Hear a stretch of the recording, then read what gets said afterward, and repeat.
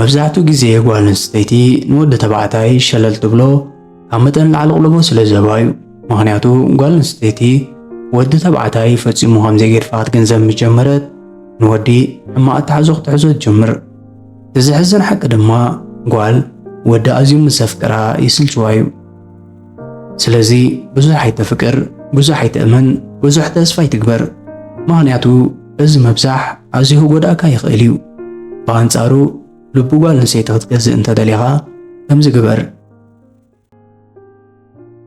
መተሓሳሰቢ ዝኸበርኩም ተኸታተልቲ ትግርኛ ፋክትስ እዚ ናባኹም ነቕርቦ መደባት ንቑኑዕ ነገር ጥራይ ክትጥቀሙሉ ነተሓሳስብ።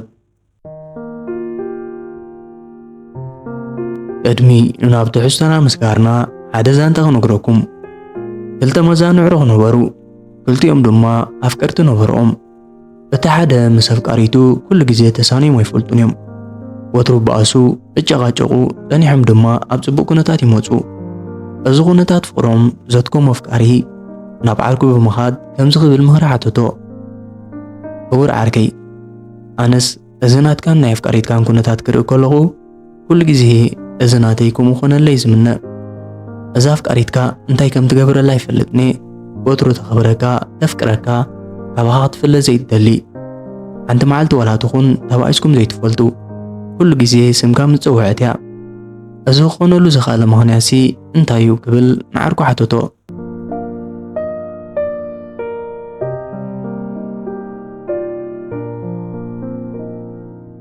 ዓርኩ ድማ ልባ ክገዝእ ስለ ዝኽኣሉኪ ካልእ ምስጢር የብሉን።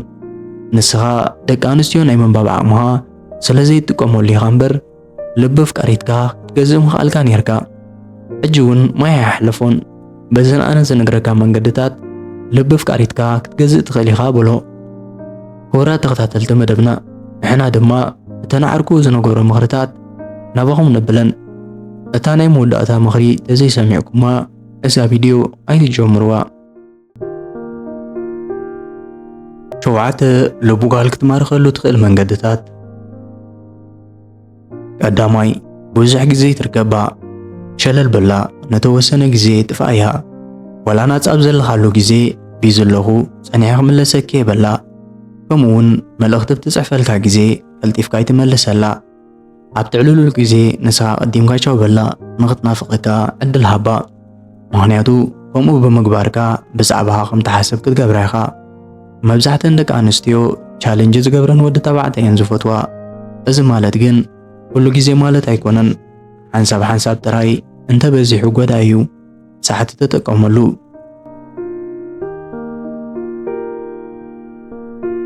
ካልኣይ፣ ብዘይበኣ ሕጉስ ምዃንካ ርእያ። ምስ ኣዕሩኽትኻ ኮነ ምስ ዝተፈላለዩ ሰባት ጽቡቕ ዝኾነ ዝምድና ከም ዘለካ ርእያ። ብፍላይ ድማ ምስ ገዛእ ርእስኻ ዘለካ ዝምድና ድልዱል ይኹን። ኩሉ ግዜ ጽቡቕ ተረአ፣ ስፖርት ስራሕ፣ መጽሓፍ ኣንብብ፣ ነፍስኻ ተኸናኸን። ሓደ ጽቡቕ ዝኾነ ብሂል ኣሎ። ጽምብላሊዕ ክትሕዛ ብዝፈተንካ መጠን ካብኻ ትርሕቕ። ናይ ኣትክልቲ ቦታታትካ ብዕምባባታት ክስልሞ ምጀመርካ ግን ባዕላ ክትመጽእ ትጅምር። እሞሲ ኣብ ነፍስኻ ብምስራሕ ንሳ ናባኻ ከም ትመጽእ ግበር እምበር ንዓኣ ክትሃድን ኣይትትከም።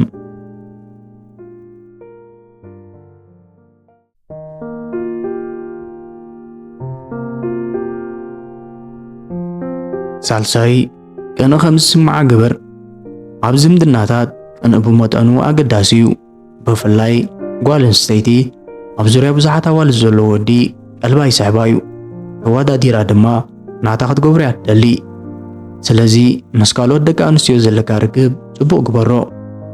ስሕት ኢልካ ድማ ኣብ ሶሻል ሚድያ ምስ መሓዙትካ ዝነበረ ፖስት ብምግባር ቅንዕ ክትፈጥረላ ፈትን። ግን ብዘይጥርጠር መንገዲ እንተተኻኢሉ ድማ ብኣካል ምስ ኣብ ዘለኻሉ ግዜ ተቕናእ ይኽእል እዩ ዝበልካዮ ነገር ግበር። ግን ብጥንቃቐ ክትፍጽሞ ኣለካ። እንተበዚሑ ቅኒ ናብ ጽልኢ ዝቕየር።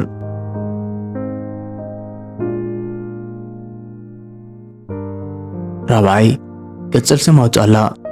ከም ኩሉ ሰብ ብሽማ ይጽዋዓያ። ካብ ኩሉ ሰብ ዝተፈለኻ ኾና። ንኣብነት ኣብዚ ኸደቶ ክሰምዖ ትኽእል ቅልል ዝበለ ቅጽል ስም ኣውጻላ። ከምኡ ብምግባርካ ካባኻ ኣብ ትርሕቀሉ ግዜ نتا قتل سم مستسمعا قداماي أبو مرأة زمت سب نسخات كونها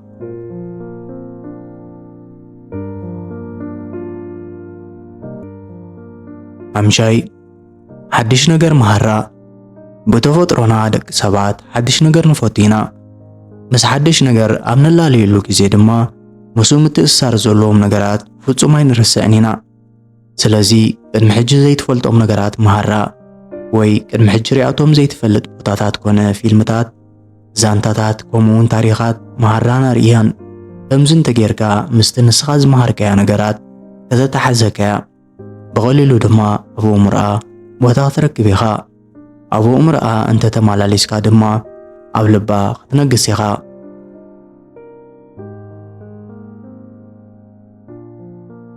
شاد شاي ننفسها خبر أيت لمنان أيت ما ساسلان كل جزي لعلو نفسها أيت سرعيا ننفسها قدامنا السرع معناتو نعا قدامنا تعزهب كيا جزي بزي بأي كنبراي كإلني لاغ تحسب كجمريا سلازي نفسها قدامنا بمهاب نفسها خبر كومون أيت لمنا نسخا كابان العالة تربح خساب تمثل أبزغونا نجر أيت لمنا اتزم دنان تخونه نخلتهم معريز بصحكم سلازي كتلمنا خونه كتم سلان تجميركا رئيسة أمانة يقولون أباي وزعي كنبراي كإلني إلا تحسب كجمريا ومو تحسب تجميرا دما شلل كتب لك شابعي سمعتات كاملخ مبزحتن دك أنستيو هاي انتليجنسين كاندي نودة تبعتها يزفتنا لمدرخ دما ايموشنال تريكس بمتقاميو سمعتاتو زي ملخ ودي لبوغال كغزا ايكالنيو سلازي عبزنزن نغركا مدرخات سمعتات كاملخ قداماي عبقنز تسمعكا جزي بفوتسوم كمزغانا كاي تريا مهنياتو كم تغن انت فليتا عم تصوديها تتوكا مسكالوتا ودات ناي موددار عمها سلتكون زوزر دموا سلف كونفيدنس يبولون يلاغ تحسب كجمريا سلازي أب كم زغونتات ناي كن سمعتات كان تمليك كيوم ناي كم تراغوالي زريني إلا بمحساب ناتكا دبون مركاب كتقالسيا إذا مالت دما لباخد كسي كيلكا لها مالتيو